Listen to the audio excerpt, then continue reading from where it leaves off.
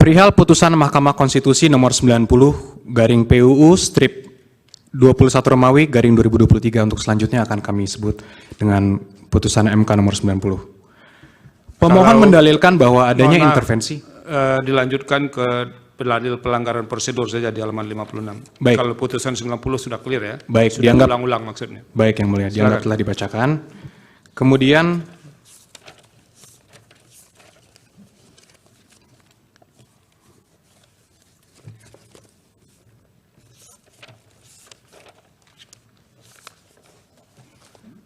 perihal dalil pelanggaran prosedur. Pada huruf C permohonan yang disampaikan, pemohon pada halaman 93 sampai 98 mencampur adukan berbagai hal yang masing-masing berbeda penyelesaiannya. Disebutkan sebagai pelanggaran prosedur yakni sebagai berikut: manipulasi DPT dan seterusnya dianggap dibacakan. Sebagai pihak pemohon, maka yang bersangkutan harus memberikan data-data yang relevan dan valid. Demikian itu sangat penting dalam rangka membuktikan terjadinya migrasi suara. Migrasi suara yang terjadi harus demikian jelas dan hasil penjumlahannya harus relatif sama. Ternyata uraian 8 pelanggaran prosedur tersebut tidak memiliki data-data yang mencukupi. Pemohon tidak mampu membuktikan adanya perpindahan atau migrasi suara secara paralel dan signifikan. Kemudian yang menjadi persoalan, terhadap dalil yang disampaikan tersebut, apakah menjadi layak untuk diadili oleh Mahkamah Konstitusi? Dari 8 persoalan, hanya 1 dalil yang terkait dengan migrasi suara, yakni pengurangan suara pemohon, didalilkan oleh pemohon terjadi di 2 TPS. Yaitu pertama, didalilkan telah terjadi pengurangan suara pasangan calon nomor urut 1 di TPS 006, Kelurahan Soko, Kecamatan Dewe, Kabupaten Kudus. Suara pasangan calon nomor urut 1 dalam C1 plano tertulis 9 suara sah. Namun dalam penulisan di dalam perhitungan KPU terinput 4 suara. TPS yang kedua adalah TPS 001 Kelurahan Kalirejo, Kecamatan Kebumen, Kabupaten Kebumen. Suara pasangan calon nomor urut 1 tertulis 38 suara sah. Namun dalam C penulisan di dalam perhitungan di KPU terinput 28 suara. Kemudian pengurangan suara yang terjadi pada 2 TPS tersebut hanya berjumlah 15 suara. Sedangkan pasangan calon nomor urut 1 secara nasional memperoleh 40.971.906 suara. Dan pasangan calon nomor urut 2 memperoleh 96.214.691 suara. Oleh karenanya, selisih suara yang diperoleh oleh pasangan calon nomor urut 1 dengan pasangan calon nomor urut 2 adalah 55.242.785 suara. Sehingga dengan selisih suara yang sangat jauhnya, masih layakkah untuk diadili oleh Mahkamah Konstitusi? Tentu sangat tidak layak. Kemudian dalam hal rekapitulasi penghitungan perolehan suara secara nasional, Pasal 407 ayat 1 Undang-Undang Pemilu menyebutkan, dianggap dibacakan, peserta pemilu dimaksud adalah partai politik untuk pemilu anggota DPRD provinsi, anggota DPRD kabupaten kota, perseorangan untuk pemilu anggota DPD, dan pasangan calon yang diusulkan oleh partai politik atau gabungan partai politik untuk pemilu presiden dan wakil presiden.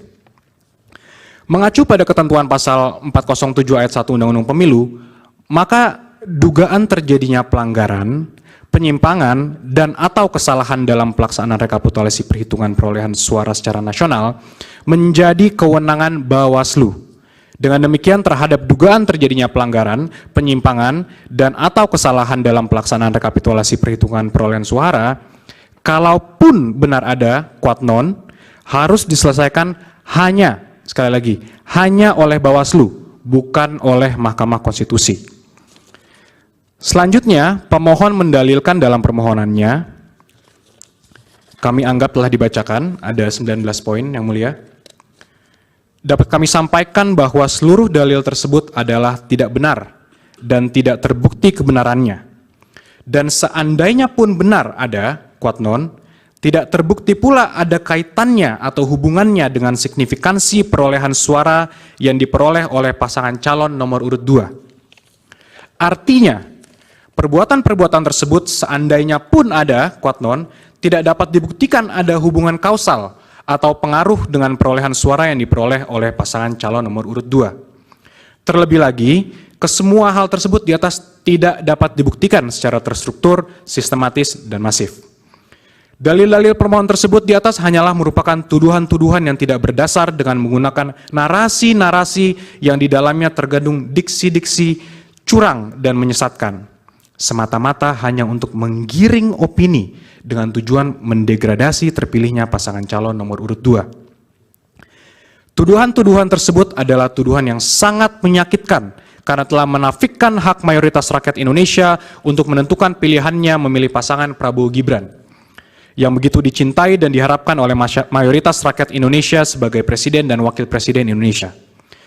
Hal ini terlihat dari besarnya jumlah suara yang diberikan oleh rakyat kepada pasangan Prabowo Gibran, yaitu sebanyak 96.214.691 suara, atau setara dengan 58,58%. Oleh karena itu, dapat disimpulkan bahwa pihak pemohon tidak pada tempatnya mendalilkan dan memohon mendiskualifikasi pasangan calon Prabowo Gibran sebagai calon presiden dan wakil presiden kepada Mahkamah Konstitusi, karena hal tersebut menjadi kewenangan Bawaslu.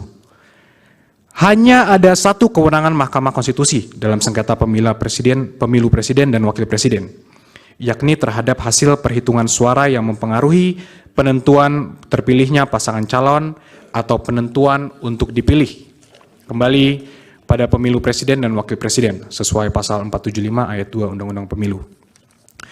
Bagian berikutnya yang mulia kami masuk kepada dugaan pelanggaran yang dilakukan oleh pemohon.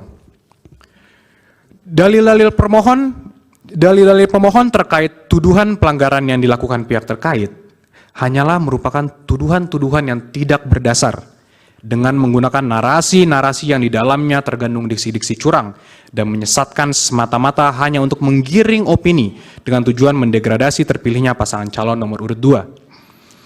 Adapun yang sebenarnya terjadi, justru pemohonlah yang tercatat diduga melakukan berbagai pelanggaran pemilu berdasarkan data Bawaslu sebagai berikut. Kami izin hanya membacakan mungkin 2 saja yang mulia, total ada 36 laporan. Ya, silakan. Yang pertama, laporan terhadap paslon 01 di KPU RI tanggal 14 November 2023 atas pelanggaran pasal 27 ayat 1 Peraturan KPU nomor 20 tahun 2023. Yang kedua ada lagi laporan terhadap cawapres paslon 01 di Smesco Convention Hall, Jakarta Selatan, DKI Jakarta tanggal 29 November 2023 atas pelanggaran pasal 28 ayat 1 huruf C dan D Undang-Undang Pemilu dan pasal 72 ayat 1 huruf C dan D Peraturan KPU nomor 20 tahun 2023. Itu 2 dari total 36 dugaan terjadinya pelanggaran yang kami anggap telah dibacakan, yang mulia. Ya, lanjut halaman 69 huruf E.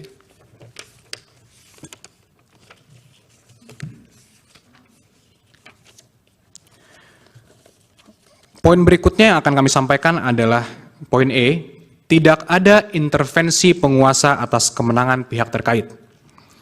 Pemohon dalam permohonannya mendalilkan adanya intervensi penguasa.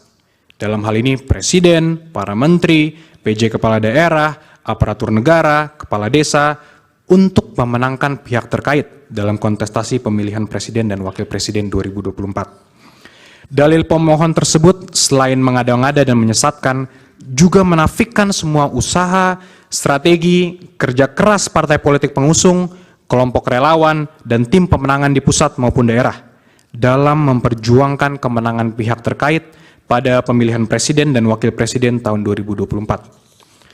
Senyatanya, berbagai kampanye dan strategi pemenangan telah dijalankan pihak terkait dengan melibatkan konsultan dan para profesional di bidangnya untuk mendapatkan kepercayaan dan dukungan pemilih dalam memberikan suara kepada pihak terkait.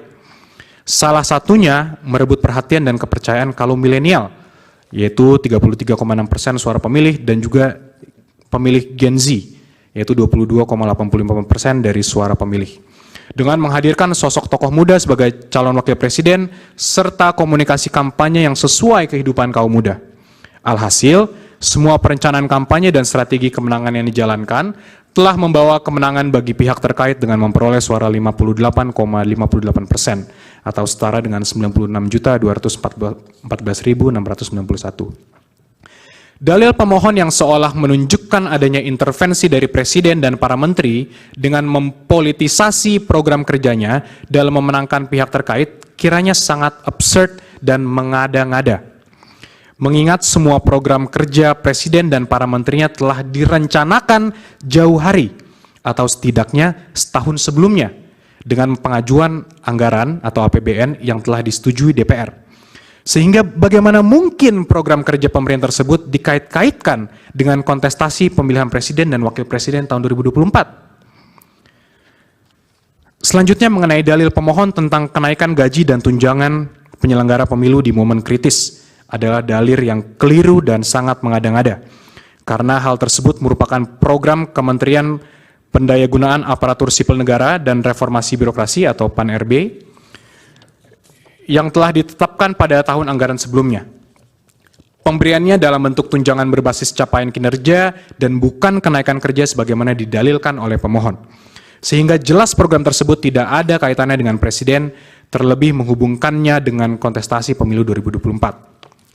Selanjutnya mengenai politik uang di TPS 029 Desa Karanggintung, Jawa Tengah, telah dijelaskan sendiri oleh pemohon bahwa perbuatan tersebut dilakukan oleh aparat desa kepada PPS, sehingga tidak ada kaitannya dengan pihak terkait.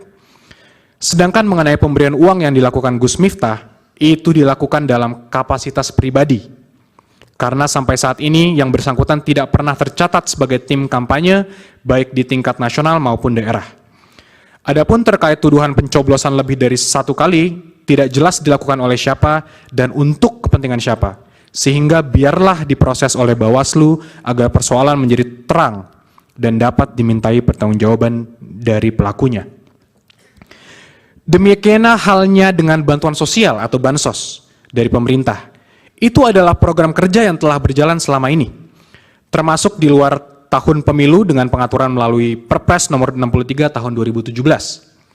Program bansos ini ditujukan bagi seseorang, keluarga, kelompok, atau masyarakat miskin, tidak mampu dan atau rentan terhadap risiko sosial, di mana sangat berbeda dengan target suara pemilih milenial dan Gen Z yang hendak diraih pihak terkait. Untuk lebih jelasnya kami uraikan program bansos yang selama ini digulirkan pemerintah sebagai berikut. Pengaturan mengenai bansos telah diatur dalam Perpres nomor 63 tahun 2017 tentang penyaluran bansos secara non-tunai. Definisi dianggaplah dibacakan. Bansos dapat diberikan apabila terjadi potensi kerentanan sosial yang ditanggung oleh seseorang, keluarga, kelompok, dan atau masyarakat sebagai dampak krisis sosial, krisis ekonomi, krisis politik, fenomena alam, dan bencana yang jika tidak diberikan bansos akan semakin terpuruk dan tidak dapat hidup dalam kondisi wajar, sebagaimana dalam pasal 1 angka 2 Perpres 63 tahun 2017 yang definisinya dianggaplah dibacakan. Dari definisi dan persyaratan yang diatur tersebut secara limitatif, pemerintah dapat mengeluarkan bansos bila terjadi adanya peristiwa yang dapat menimbulkan potensi kerentanan sosial dari adanya fenomena alam atau bencana yang tidak diberikan bansos akan semakin terpuruk bagi rakyat. Hal ini merupakan pelaksanaan pasal 28A Undang-Undang Dasar tahun 1945, di mana negara memiliki kewajiban untuk memenuhi hak dasar warga negaranya. Selanjutnya berdasarkan pada data BNPB, Indonesia mengalami fenomena alam dan bencana yang terjadi sebanyak 331 bencana banjir, atau sekitar 44% dari total kejadian bencana yang terjadi pada periode Januari hingga Maret 2023, yang berdampak gagal panen akibat banjir, dengan total lahan sekitar 54.000 hektar pada 136 kabupaten kota di 20 provinsi. Dengan adanya fenomena alam atau banjir yang terjadi di 136 kabupaten kota pada 20 provinsi, maka akan berdampak pada keberlangsungan hidup rakyat yang berdampak gagalnya panen akibat banjir. Presiden sebagai pemimpin tertinggi haruslah sensitif dan prihatin untuk secara tepat dan tegas untuk mengeluarkan kebijakan dalam bentuk bantuan sosial kepada rakyatnya. Oleh karena itu, Presiden diberikan kewenangan oleh undang-undang untuk melakukan perubahan APBN sebagaimana dalam pasal 20 ayat 1 huruf F Undang-Undang APBN tahun 2024. Berdasarkan aturan hukum tersebut, pasal 20 Undang-Undang APBN tersebut, Presiden dapat melakukan perubahan anggaran belanja negara terkait adanya penanggulangan bencana, sehingga tindakan Presiden Jokowi telah sesuai hukum dengan melakukan perubahan anggaran belanja negara dikarenakan adanya bencana banjir yang berdampak pada gagalnya panen yang terjadi pada 54.000 hektar lahan pertanian dan akan mengancam keberlangsungan hidup rakyat Indonesia. Dalil permohonan pemohon yang mempermasalahkan penggunaan bansos untuk pemenangan pihak terkait yang dilakukan Presiden Jokowi seharusnya menggunakan instrumen-instrumen hukum terkait kepemiluan. Sejak berlakunya Undang-Undang Nomor 7 Tahun 2017 tentang Pemilu, telah ada pembagian kewenangan dalam rezim kepemiluan.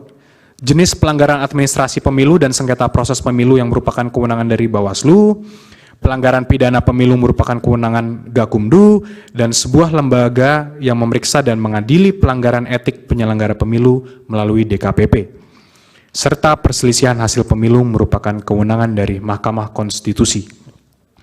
Bila berkaca pada pembagian kewenangan dalam rezim kepemiluan dihubungkan dengan dalil permohonan pemohon tersebut, maka dalil tersebut dapat dikategorikan sebagai pelanggaran pemilu bila hal tersebut terbukti sebagai pelanggaran pemilu.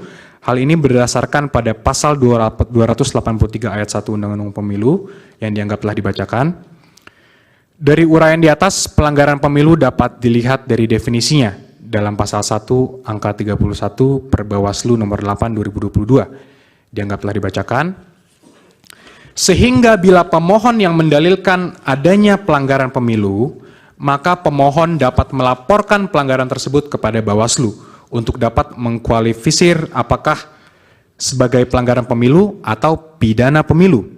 Berdasarkan hasil kualifisir tersebut, Bawaslu akan mendistribusikan kasus sengketa pemilu ke Dewan Kehormatan Penyelenggara Pemilu, KPU, Peradilan Umum, ataukah Peradilan Tata Usaha Negara.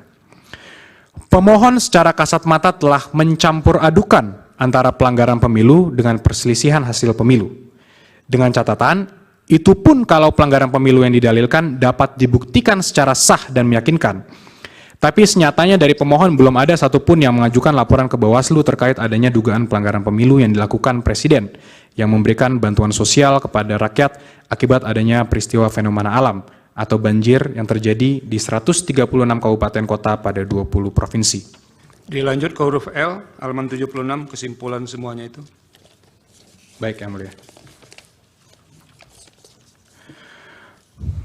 Maka berdasarkan peraturan perundang-undangan yang telah diuraikan di atas, terkait adanya program penggunaan bansos oleh Presiden telah sesuai dengan peraturan perundang-undangan, yaitu berdasarkan pasal 20 ayat 1 huruf F Undang-Undang APBN tahun 2024, Jungto Perpres 63 tahun 2017, serta didukung dengan adanya peristiwa fenomena alam atau bencana banjir yang terjadi di 136 kabupaten kota pada 20 provinsi dari 331 bencana banjir atau sekitar 44% dari total kejadian bencana yang terjadi pada periode Januari hingga Maret 2023 yang berdampak gagal panen akibat banjir berdasarkan data BNPB.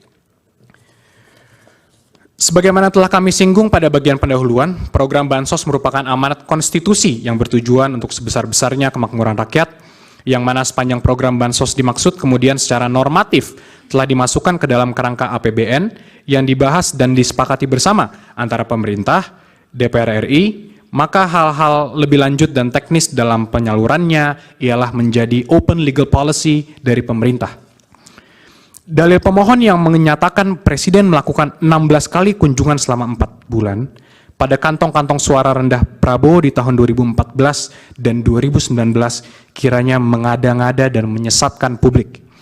Adapun sebagaimana pemberitaan di berbagai media, kunjungan Presiden dan menterinya dalam kurun waktu tersebut berkaitan dengan penyaluran bansos terhadap masyarakat berdampak banjir dan fenomena El Nino yang terjadi di daerah tersebut, yang diantaranya berdampak gagal panen dan sebagainya. Wilayah kunjungan tersebut bukanlah kantong-kantong suara rendah Prabowo di tahun 2014 dan 2019. Sehingga dalil yang dikemukakan pemohon jelas mengada-ngada dan ilusoir semata. Demikian juga dalil pemohon yang menyatakan pengangkatan PJ kepala daerah secara masif untuk mengarahkan pilihan kepada pihak terkait kiranya sangat mengada-ngada dan tidak relevan. Karena pengangkatan PJ kepala daerah tersebut dalam rangka pelaksanaan pilkada serentak yang telah dipersiapkan jauh hari dengan persetujuan DPR. Justru sebaliknya, dari beberapa dokumen terbukti bahwa beberapa orang PJ kepala daerah yang telah memberikan dukungan kepada pasangan calon presiden dan wakil presiden nomor urut 1 maupun pasangan calon presiden dan wakil presiden nomor urut 3 dengan uraian sebagai berikut. Pertama, adanya fakta integritas yang ditantangani oleh PJ Bupati Sorong untuk memenangkan paslon nomor urut 3 dalam kontestasi pemilihan umum presiden tahun 2024. Kasus penggeledahan PJ Bupati Sorong oleh KPK di rumah dinas PJ Bupati Sorong menemukan fakta integritas PJ Bupati Sorong yang diwajibkan mendukung pasangan Ganjar Mahfud. Kemudian adanya keterlibatan BIN sebagaimana beredarnya video pencoblosan surat-suara di luar waktu pemilihan yang terjadi di PPLN Kuala Lumpur dan persoalan DPT di Kuala Lumpur yang diduga melibatkan unsur-unsur dari BIN. Waktunya tinggal 7 menit ya. Baik, Yang Mulia. Kemudian satu lagi kami berikan contoh, keterlibatan PJ Bupati Kampar yang bersikap tidak netral dan mendukung serta memenangkan pasangan calon presiden dan wakil presiden nomor urut 1 dengan cara meminta melibatkan para kepala desa di wilayah Kampar untuk memilih pasangan calon presiden wakil presiden nomor urut 1, serta memilih calon legislatif dari partai pendukung pasangan calon presiden dan wakil presiden nomor urut 1. Dan kemudian PJ Bupati Kabupaten Kampar telah dicopot oleh Menteri Dalam Negeri sebagaimana surat keputusan Menteri Dalam Negeri nomor 100.2.1.3/6598 tahun 2023 tentang pemberhentian dan pengangkatan pejabat Bupati Kampar. Selebihnya kami anggap telah dibacakan, Yang Mulia. Dan selanjutnya dalil pemohon yang menyatakan Presiden melanggar TAP MPR Romawi 9/MPR/1998 dan sejumlah peraturan lainnya terkait larangan nepotisme kiranya tidak tepat karena yang dimaksud nepotisme bila mana pejabat mengangkat anak atau saudaranya secara appointed. Sedangkan jika sang anak dipilih rakyat atau elected, maka tidak termasuk nepotisme. Larangan ini bukan dimaknai seolah anak pejabat tidak boleh berkarir. Untuk penutup akan dilanjutkan dan disampaikan oleh Prof. Fatwa Hasibuan. Terima kasih, Yang Mulia.